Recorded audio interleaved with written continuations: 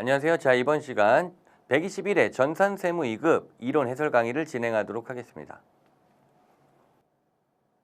자, 121회 전산세무 2급 이론은 한마디로 말해서 어렵게 출제됐다. 이렇게 볼 수가 있겠네요. 그래서 전체적인 걸 보면 재무회계 5문제, 원가회계 5문제, 부가가치세 3문제, 소득세 2문제가 출제됐고요. 계산형 문제가 4문제, 이론서술형 문제가 11문제 출제됐고요.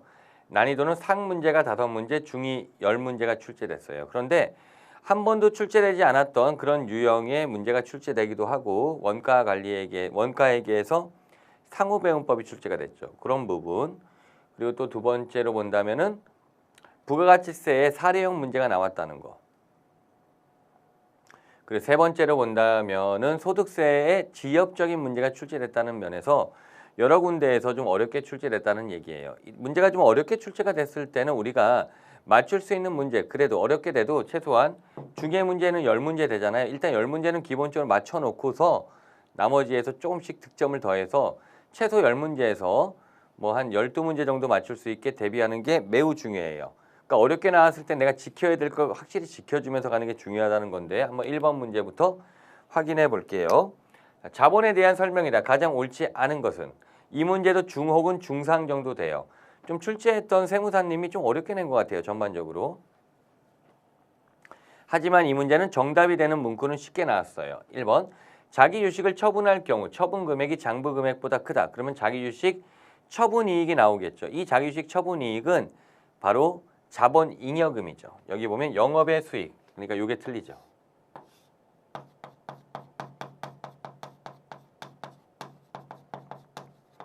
그러므로 나머지 지문은 볼 필요 없이 정답은 1번이 되는 건데 나머지 지문도 좀 확인해 보면요. 2번은 주식 배당이네요. 자, 발행 주식의 액면 금액을 배당액으로 하여. 주식 배당이 뭐예요? 이익이여금이 자본금 내니까 자본금 증가, 이익이여금 감소에 회계 처리를 한다. 옳은 말이죠. 3번 기업의 매입 등을 통해 취득하는 자기유식은 자기유식 취득을 말한 거죠. 취득 원가를 자기유식 과목으로 해서 자본 조정으로 처리하는 게 맞잖아요. 4번은 좀 까다로운 거. 주식을 이익으로 소각하는 경우 이익 소각에 대한 문제인데 주식의 취득 원가에 해당하는 이익이여금을 감소시킨다. 자, 이익 소각은 자본금이 감소하면서 이익이여금으로 이제 처리하는 그런 문제가 되는데 좀 까다로운 내용인데 이거는 4번은 그럼에도 불구하고 답을 찾는 건 어렵지 않으니까 1번이 정답이다. 이렇게 확인해 주시면 되겠네요. 2번도 중상 정도 난이도인데 1번과 2번이 또 중상 정도 돼서 그냥 2번을 상으로 배치했는데요. 얼핏 보면 어려워 보이지만 제가 퇴직연금 제도에 대해 많이 설명했기 때문에 제가 설명한 데 전부 다 이 문제에 답이 있어요. 그럼 보시면 퇴직연금 부담금이 정상적으로 납부될 경우 퇴직급여에 대한 설명으로 가장 옳은 걸 물어보네요. 1번 확정급여형 퇴직연금 DB형이죠. 확정급여형. 자, 당해 회계기간에 대하여 기업이 납부해야 할 부담금은 퇴직급여로 인식한다. 우리가 확정급여형 퇴직연금을 납부할 때 뭘로 해요? 퇴직연금 운영자산 처리하니까 1번은 틀린 지문이 되겠죠. 그 다음에 3번을 볼게요. 그럼 반면에 확정기여형 퇴직연금제도 DC형의 경우에 납부할 때 매년 퇴직급여를 비용으로 처리한다. 3번이 그러니까 지금 옳은 말이죠. 왜냐면 확정기여형 퇴직연금은 퇴직금 납부할 때 퇴직급여 처리하니까 3번은 정답이 돼요. 2, 4번은 개념인데요. 확정급여형 퇴직연금 제도를 설정하는 경우 이때는 이 위험과 보상을 누가 갖는 거예요? 바로 기업이 갖는 거죠. 그러므로 근로자는 직접 적립금을 운영하여 퇴직급여가 장래에 달라지는 제도. 확정급여형 퇴직연금은 근로자 입장에서는 퇴직금이 확정된 경우니까 틀린 말이죠. 4번 확정기여형 퇴직연금 제도 설정할 경우 운영되는 자산을 회사가 직접 보유하고 있는 것으로 보아 회계 처리한다. 그러니까 이 둘이 바뀌었죠. 확정급여형 퇴직연금 제도였다라면 4번이 맞는 말이 되겠죠. 그러니까 DC형과 DB형을 구분할 수 있어야 되고 그 다음에 DC형과 DB형에 대한 회계 처리에 대해 물어보는 건데 이거 우리가 많이 설명한 거니까 어떻게 보면은 어려운 문제는 아닐 수도 있지만 그럼에도 난이도는 있다 이렇게 뭐 충분히 볼 수가 있겠네요. 3번 문제도 좀 난이도가 있게 출제된 부분이고요. 우리가 이 건설계약에 대해서 그러니까 이 건설업이죠. 건설업 회계 처리, 건설 계약에 대해서도 좀 정리를 한 적은 있어요. 그런데 이 문제는 좀 더 풀 수 있게 나오는 건데 한번 볼게요. 자, 도일건설은 부천시와 주차타워 신축공사 계약을 체결하였다. 도급 금액은 12억. 24년도까지 발생한 누적공사 원가는 4억. 24년도까지 누적공사 진행률 40%. 그다음에 25년도 발생한 공사 원가는 2억 5천. 옳지 않은 것은 이게 좀 약간 추정 문제인데 24년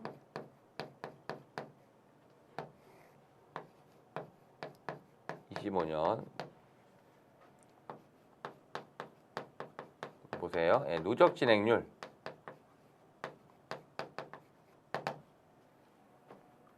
40%라는 거 알려준 거예요. 총 예상 원가는 몰라요. 하지만 여기서 40%라는 거 알려줬고 여기 누적 원가가 4억이 발생했어. 4억이라 할게요. 그렇기 때문에 이걸 통해서 우리가 총 예정 원가는 10억이라는 걸 알 수가 있는 거죠. 아, 10억이구나. 그래서 여기도 진행률을 알 수 있는데 총 예정 원가는 10억이 되는 거고 누적은 여기 4억에다 2억 5천이 가산되니까 누적이 6억 5천이 되는 거죠. 진행률은 65%구나 이렇게 알 수가 있었다는 얘기예요. 공사 수익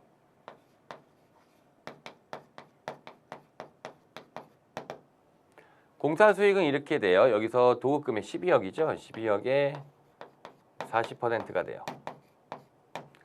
0.4 40% 그러니까 4억 8천. 반면에 X 25년도에는 12억에 65%가 돼요. 그런데 이 65%는 누적 원가잖아요. 그러니까 여기서 4억 8천을 빼는데 이렇게 생각할까요? 그냥 여기서 보면 40% 65% 이런 문제는 25%를 더한 거죠. 25% 0.25 이렇게 해서 계산하는 게 좀 더 쉬울 것 같아요. 그러면은 3억이 계산되네요.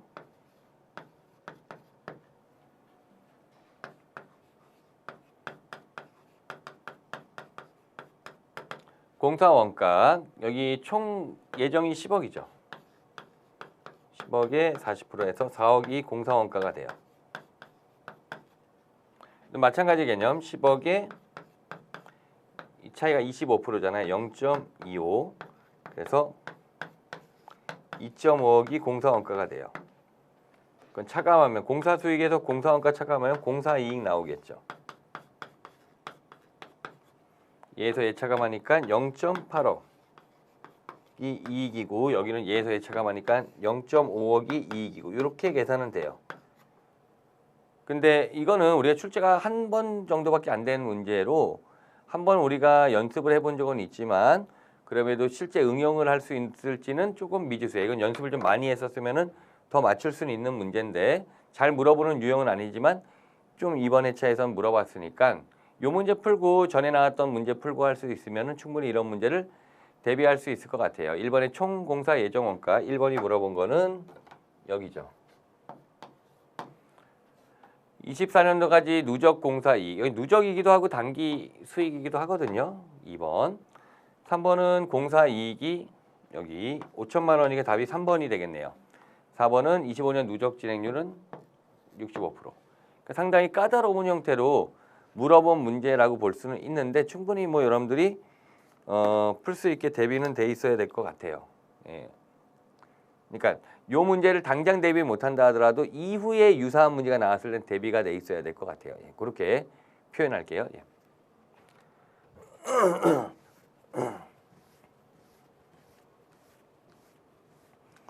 그래서 보시면은 뭐 3번도 좀 까다로웠고 4번 같은 거 맞춰야죠. 유가증권에 대한 설명으로 옳지 않은 것은 1번 단기 매매 증권은 주로 단기간 내 매매 차익 목적으로 취득한 유가증권이 맞겠죠.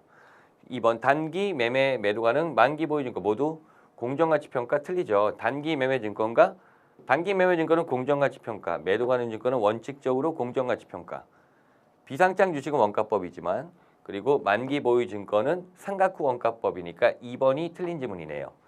3번 유가증권은 종류에 따라 지분증권, 채무증권 분류할 수 있겠죠. 4번 단기 매매, 매도 가능 증권에 지분증권을 분류할 수 있으나 그렇죠.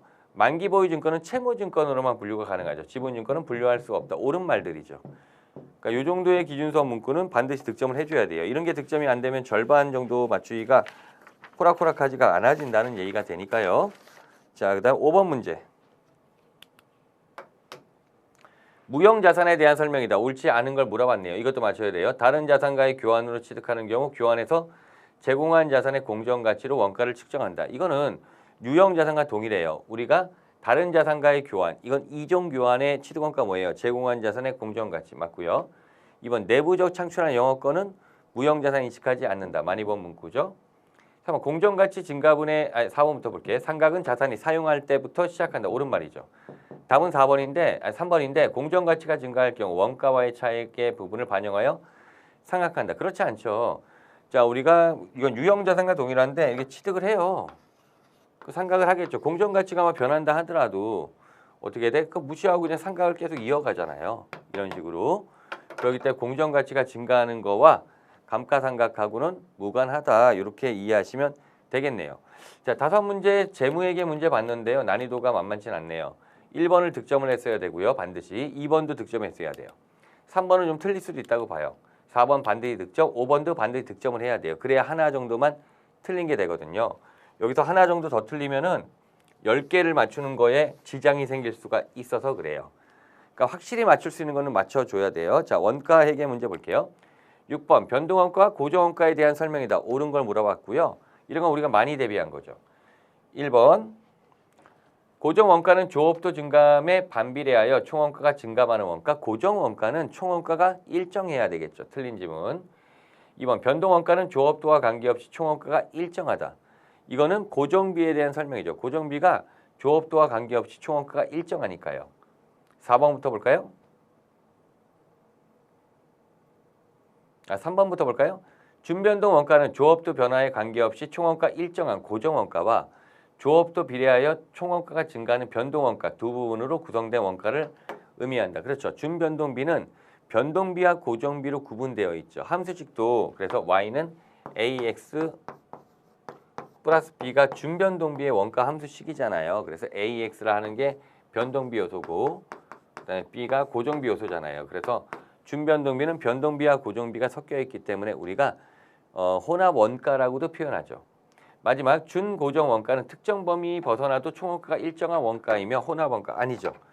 준고정비는 이제 일정 구간까지 일정하고 초과될 때마다 이렇게 증가하죠. 계단처럼 생겼기 때문에 스텝 코스트, 계단 원가라고 불리며 자, 여기 설명 4번이 틀리다는 거. 이 문제 반드시 득점을 해줘야 돼요.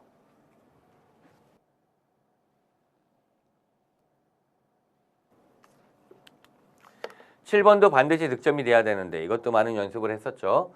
읽어보면 가구를 제작하여 판매하는 튼튼이 25년 가구 제작을 위해 원재료 80만 원이다. 사용한 원재료 그리고 X년도 말 원재료 재고는 X1년 25년도 초보다 7만 원이 크다. 원재료 매입액, 원재료 계정을 그리면 되겠죠.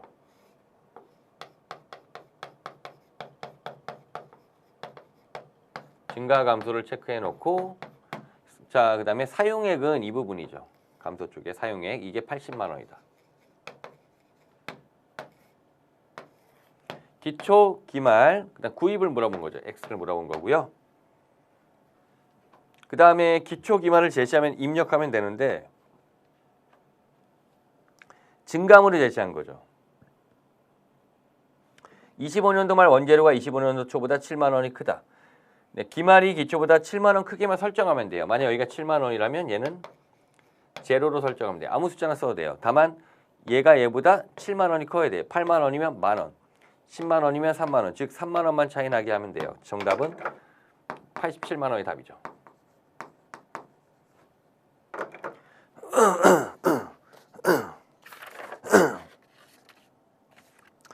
반드시 득점을 해줘야 되고요. 자, 8번 문제. 8번도 득점을 해야 돼요. 8번도 많이 연습을 했기 때문에. 자, 이 문제는 기계 작업 시간을 기준으로 예정 배부한다. 물어보는 거는 제조간접비 예정 배부액과 그리고 제조 원가를 물어봤어요. 자, 예정 배부액, 제조간접비 배부액 먼저 찾아볼까요? 제조간접비 배부액. 자, 어떻게 돼요? 실제 조업도 곱하기 예정 배부율이 되는 거죠. 실제 조업도. 기계시간인데 실제 기계시간 10,000시간이죠. 10,000시간 곱하기 예정 배부율. 많이 했었죠. 제조간접비 예산, 분자는 그러니까 여기서 총 제조간접비 예정 200만 원을 총 예정 기준 나누면 되잖아요. 기준이 기계시간인데 예정 기계시간이 8,000시간이 되겠죠. 이렇게 계산하면 제조간접비 배부액이 계산이 되는 거죠. 제조간접비 배부액 이렇게 계산해 보시면은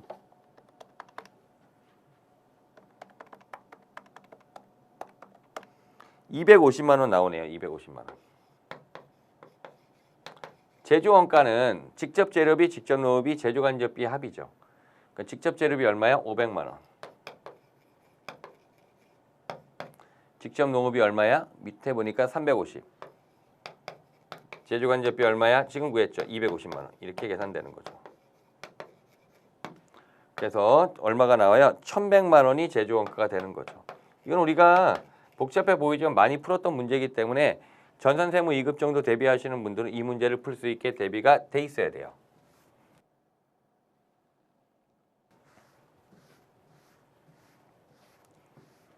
그 다음에 이제 9번, 논란의 9번은 이거는 이의 신청을 한번 해볼 필요는 있어 보여요. 범위 오류 아니냐 이런 식으로. 왜냐하면 이건 전산세무 2급에 단 한 번도 출제된 적이 없는 계산형 상호배분법이에요. 직접 단계배분법까지 하잖아요. 상호배분법, 물론 범위 안에 들어있다고 볼 수는 있는데 이 계산 문제까지 나오는 게 바람직한가? 그래서 설명을 제가 하진 않았어요. 교재에는 상호배분법 계산도 있긴 한데 그러면 설명을 하지 않은 게 단 한 번도 출제가 되지 않았으니까. 그래서 이거는 한번 푸는 거를 설명을 드릴게요. 근데 만만치는 않아요. 해설대로 한다면 이렇게 돼요. 상호배분법은 이 보조부물끼리 주고받는 것을 고려하기 때문에 방정식을 세워요. 방정식은 이렇게 보조부분 지금 R과 M이 있죠. 보조부분 R은 자기 발생 원가 R이 지금 얼마냐면 150만 원이에요. 자기 발생 원가에 배부받은 원가를 더해요.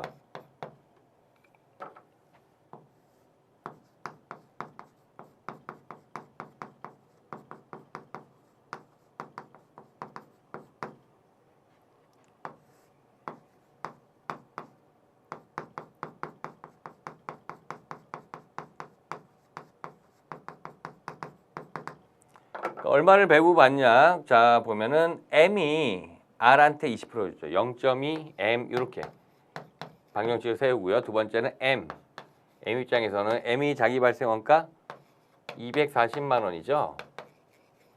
배부받은 거 M은 R이 M한테 50%에서 0.5 R 이렇게 방정식을 세운 다음에 연립 1차 방정식을 풀어요. 그러니까 다시 말해 M 자리에다 여기 대입하면 미지수가 R로 나오니까 여기서 R을 풀어서 답이 나오고 그 R 값을 여기다 대입하면 N 값이 나와서 R과 M을 찾아서 이제 계산하는 방법이 돼요. 교재 해설도 그러니까 우리가 기출 해설도 이렇게 나온 건데 이게 제가 만든 방법이 있거든요. 빨리 푸는 방법. 그래서 저는 이렇게 풀어요. 다른 시험에서 설명할 때는 자, R은 자기 발생 원가. 똑같이 하는데 150만 원에다가 배부받은 거. 자, M이 R한테 20%, 0.2 M인데 M을 상수값을 써요. M이 얼마지? 240만 원. 이렇게 써놓고 그 다음에 여기 분모에는 이렇게 해요. 1에서 서로 주고받는 거, 보조부분끼리 주고받는 거 20%, 50%를 곱해서 빼요. 이렇게 해요. 이렇게 하면은 어디까지 나온 거는 이 연립방정식의 마지막 정렬. 그러니까 이 R로 정리했을 때 그 값까지 다 나온 거예요. 이게 바로 팁이에요. 그리고 M의 경우에도 마찬가지로 그렇게 구해요. M은 자기 발생 원가 240만 원이고 R한테 배부받은 게 R이 M한테 50%였죠. 0.5. 그런데 여기서 얼마냐? 자, 보면은 R이 150만 원이죠. 분모는 아까랑 똑같이 1에서 서로 주고받는 거 곱해서 빼요. 이렇게 해서 계산해요. 다른 시험이라면. 그러면 분자를 계산하면 이렇게 되겠죠. 198만 원이고 잠깐 다시 한번 눌러볼게요. 네, 에러가 있었던 것 같아요. 맞네. 198만 원이고 이거는 0.2 곱하기 0.5가 0.1이니까 0.9죠. 나누기 그러니까 198만 나누기 0.9 하면 되겠죠. 그러면 220만 원 나와요. 고려해서 나온 거다. 얘도 마찬가지. 서로 이렇게 주고받은 고려해서 나온 값이란 뜻이에요. 얘도 마찬가지 150만 원 곱하기 0.5 플러스 240만 원 나누기 0.9 그러면 350만 원 나와요. 바로 이제 이 문제에서 풀어보는 거. 누구죠? 민국에 배부되는 거니까 이렇게 30% 30%가 되죠. 그래서 220만 원에 30% R 거 그리고 M 거 350만 원에 30%가 이게 이 문제 답이 돼요. 계산기 누르면 171만 원. 근데 이게 전산세무 이금에 나오기에는 조금 너무 간 거 아닌가라는 개인적 생각은 나요. 그래서 이건 한번 해설 들어보시고 이해 안 되면 좀 스킵해도 될 것 같아요. 예, 어떻게 본다면 우리가 다 맞추는 문제는 아니니까. 그러니까 이런 문제도 출제됐기 때문에 어느 정도의 우리가 확실한 문제들의 득점이 정확하게 이루어져야 안정적인 점수가 확보돼요. 그래서 이런 것도 어렵게 나왔다. 10번은 좀 쉽게 나왔죠. 종합원가 계산에 대한 설명으로 가장 옳지 않은 것은 1번 다품종 대량 생산하는 조선업. 조선업이 여기 왜 들어가? 여긴 종합원가 계산이 적합하지 않죠. 조선업이 들어가면 안 되겠죠. 그리고 또 소품종 대량 생산해야 되잖아요. 이것도 안 맞고. 그래서 1번이 종합원가 계산에 대한 설명으로 틀린 거죠. 2번은 완성포함 산량 계산은 어려우며 개별원가 계산에 비해 제조원가 계산이 상대적 부정확하겠죠. 3번 기초제형품이 없으면 선입선 추법과 평균법의 개념 차이가 없죠. 둘은 동일한 값이 나온다는 거. 그리고 재료비와 가공비를 구분해서 계산한다는 거. 다 아는 문제니까 어렵지 않게 출제가 됐네요. 원가액의 5문제를 좀 살펴보면 이렇게 나왔는데요. 6번 문제는 반드시 득점을 해줘야 돼요. 이걸 못 맞추면은 정말 절반 이상 맞추기가 어렵다는 거고 7번도 반드시 득점을 해줘야 되겠죠. 8번도 득점을 했어야 돼요. 사실은. 9번은 틀릴 수도 있다. 10번은 반드시 득점을 해야 되겠죠. 그러면 아까 재무액이 하나, 여기서 하나, 벌써 2개 틀린 거예요. 근데 여기서 조금 더 나갔다라고 하면 벌써 서너 개 나갔다. 그러면은 10개 이상을 득점한다는 보장이 없는 거죠. 자, 이제 부가가치세 문제 볼게요. 또 11번도 문제가 사례형으로 나와서 그렇지 어려운 건 아닌데 사례형으로 나와서 좀 까다롭게 느낄 수가 있어요. 충분히. 자, 보시면은 아래의 세금계산 발급 및 오류 사항이다. 수정세금계산서에 대해서 우리 발급식이 많이 수정세금계산서 중요하잖아요. 그래서 수정세금계산서는 중요한 게 당초 발급일에 수정하는 거냐 아니면 수정 사유가 발생한 날이냐. 그래서 좀 중요한 게 우리가 매입 그러니까 환출이라든지 애누리 이런 것들은 언제 그 사유가 발생한 날을 공급시기를 하고 나머지는 당초를 공급시기를 한다는 얘기를 우리가 본 적이 있죠. 자, 그래서 이렇게 되어 있는데 오류가 발견하네. 2025년 7월 15일. 그러니까 작성일자는 5월 31일. 제품 판매 공급가액 300만 원. 그리고 세액이 10%예요. 9만 원이 아니지 3만 원이 돼야 되잖아. 자, 이거는 우리가 어떤 사유가 발생해 갖고 즉 뭐 환출이나 아니면 애누리 같이 어떤 사유가 발생해 갖고 수정하는 게 아니죠. 그런 사유가 발생해서 수정하는 경우에는 바로 이 7월 15일 날에 수정세금계산서를 발급하는데 얘는 당초에 작성한 거 요거를 이제 취소해요. 마이너스를 끊어서 취소하고 다시 재발급을 해요. 요 날짜로. 그래서 답이 되는 건 1번이에요. 그래서 어떻게 했죠? 25년도 요 작성일자로 마이너스 끊는 수정세금계산서 발급하고 다시 이 날짜로 해서 그 날짜로 이제 발급하는 세금계산서를 발급하는 거. 요게 그래서 정답이 1번이 돼요. 나머지는 다 틀려. 사이즈가 좀 크게 나오긴 했지만 이거 PPT 만드는데 생각보다 오래 걸리더라고요. 2번 같은 경우는 이게 말이 안 되지. 뭐 어떻게 하자는 거야 이거. 이거는 뭐 말이 안 되게 그 차액에 대해서 어떻게 한 것 같은데 틀리고 3번의 경우에는 그래 당초 건데 아유 뭐야 작성일자를 당초로 가야지. 이 작성일자가 틀린 거죠. 금액은 같다 하더라도 공급일자 여기도 다 5월 30일 둘 다 5월 31일로 갔어야 돼요. 그러면 둘 다 5월 31일이 된다면은 어떻게 1번과 같은 답이 되겠죠. 3번은 4번도 마찬가지죠. 이것도 날짜가 5월 30일이 돼야 되니까 날짜가 안 맞아. 2번은 날짜 맞는데 이렇게 하는 게 아니라 당초 거를 취소하고 다시 재발급 같은 날짜로 이렇게 해서 이해하면은 이거 배운 내용이구나 이렇게 생각할 수 있는데 사례형 문제라 조금 어렵게 느낄 수 있을 것 같아요. 상으로 배치했고요. 그다음에 12번 이런 거 맞춰야 되겠죠, 당연히. 다음 중 부가가치세에 대한 설명이다. 옳지 않은 것은 1번 부가가치세는 학교와 같은 비영리 단체는 납세 의무자가 될 수 없다. 1번이 정답이죠. 부가가치세의 납세 의무자는 영리든 비영리든 상관이 없다 그랬죠.